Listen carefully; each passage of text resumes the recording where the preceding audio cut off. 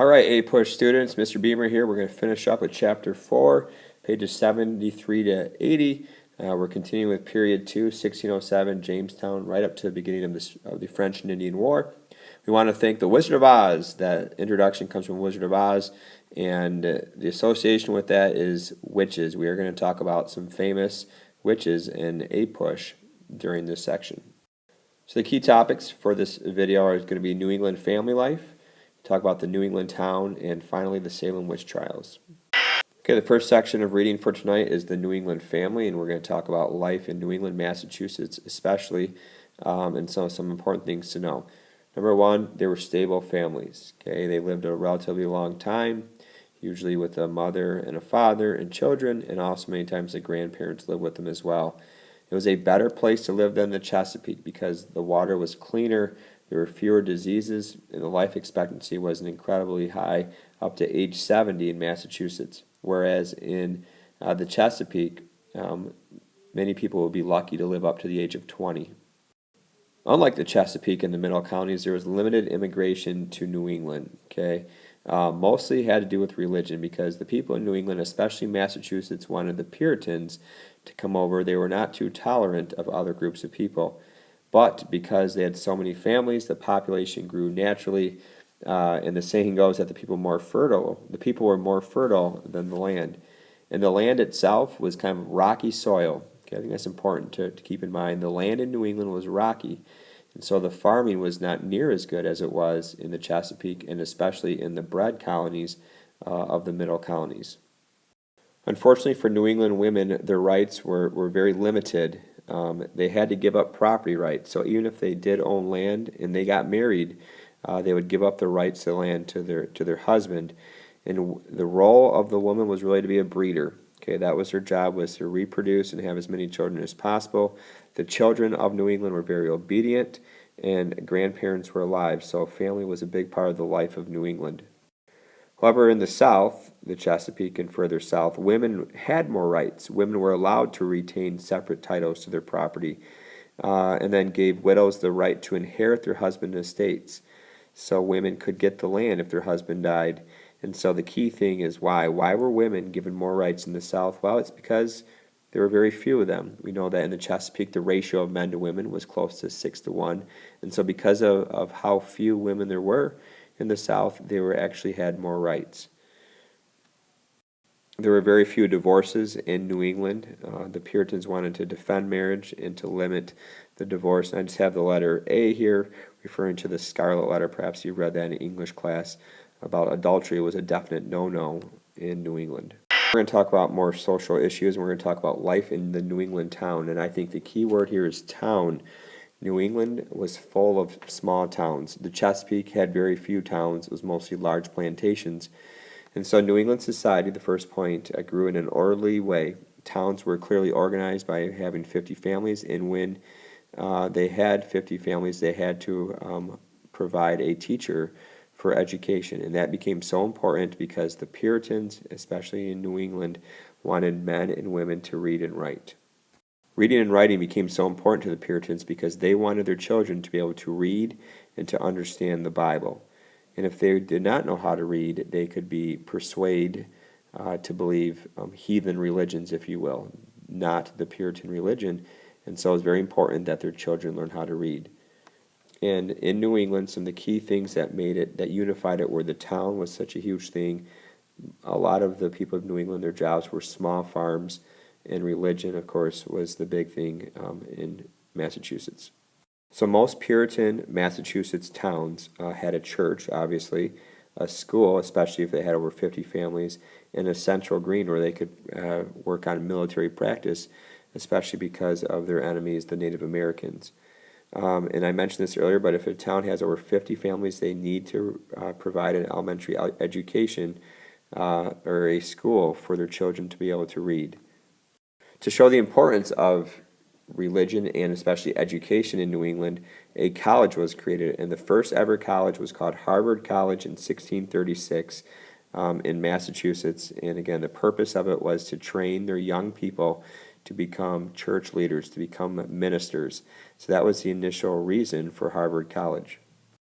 Interestingly enough, the first college in the South, Virginia, was in 1693, and that was called William and Mary, which still exists today, and that was in honor of the King and Queen of England. But this was almost 60 years after Harvard was established. More unifying ideas of New England include democracy and the church government.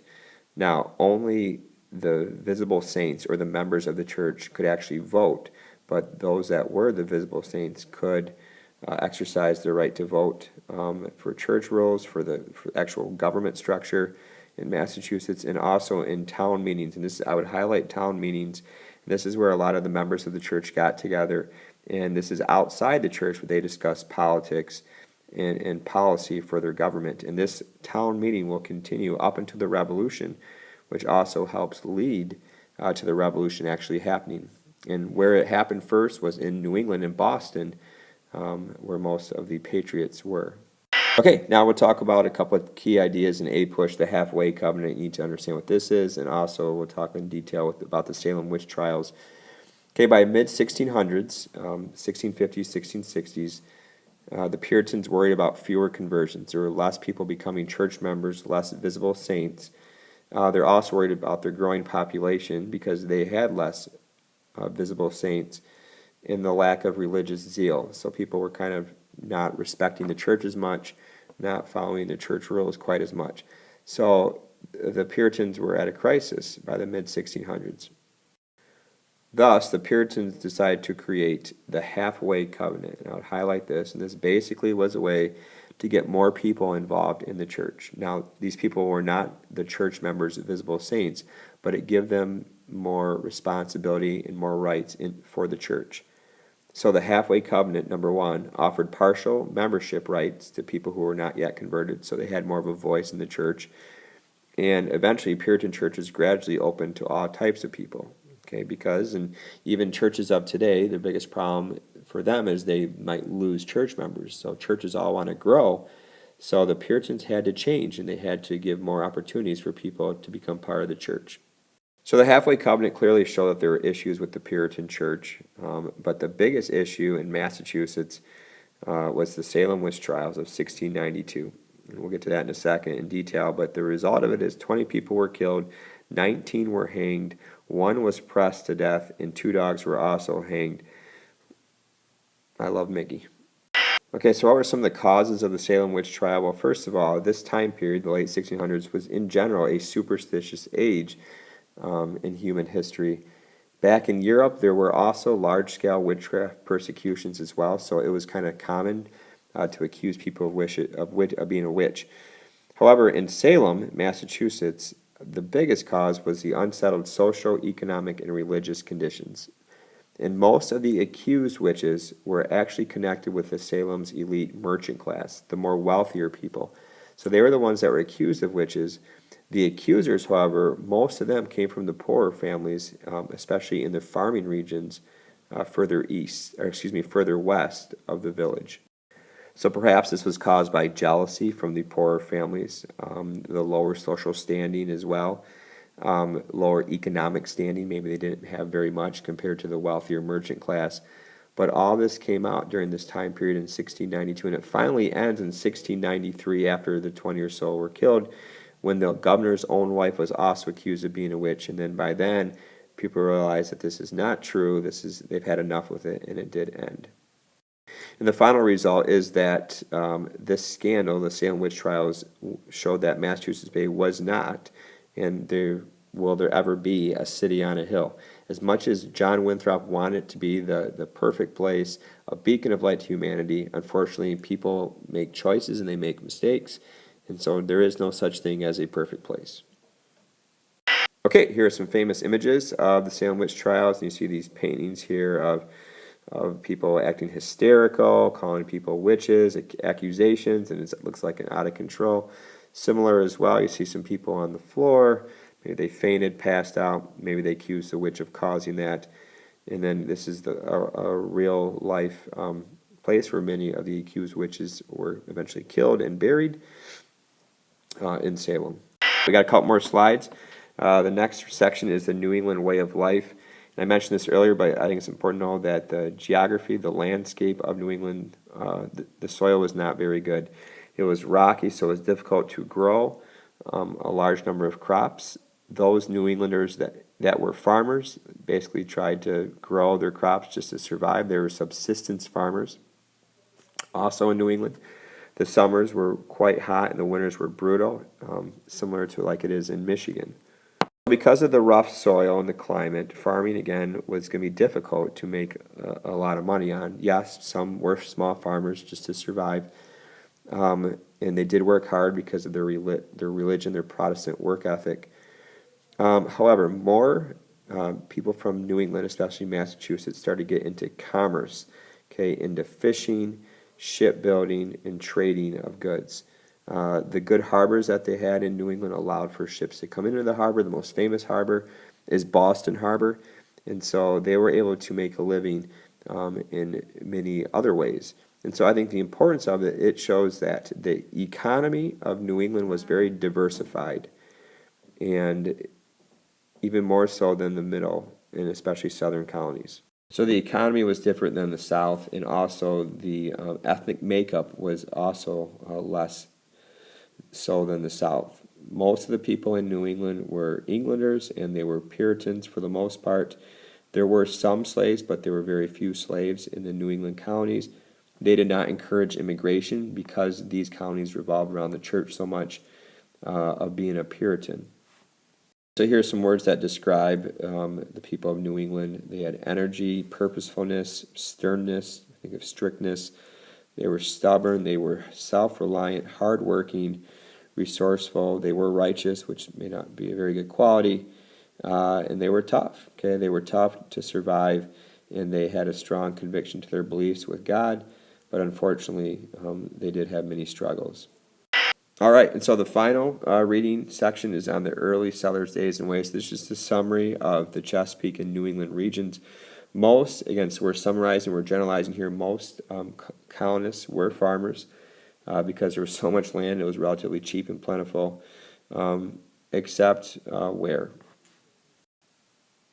New England probably had the least amount of farmers, especially compared to the South. Because part of it was the soil was rocky, and they were able to get involved in other things, shipping, fishing, and commerce. In general, throughout the counties, life was humble but relatively comfortable.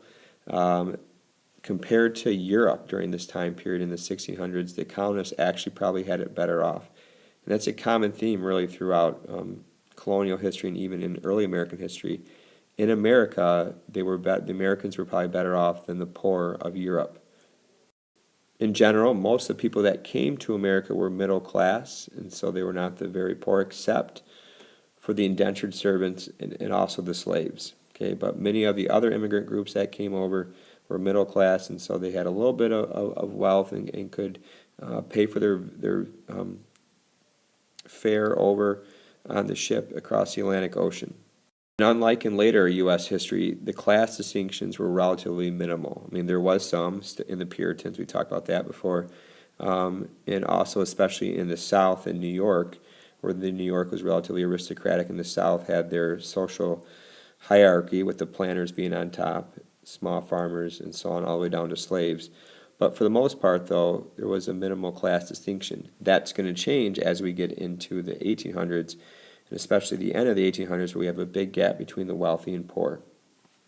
All right, so women, free and slave, what do? Well, they cooked, cleaned, cared for their children. That was kind of the role of the woman. And the men basically farmed. They cleared the land. They did the things, the crops, to survive, just so they could make a living and support their family.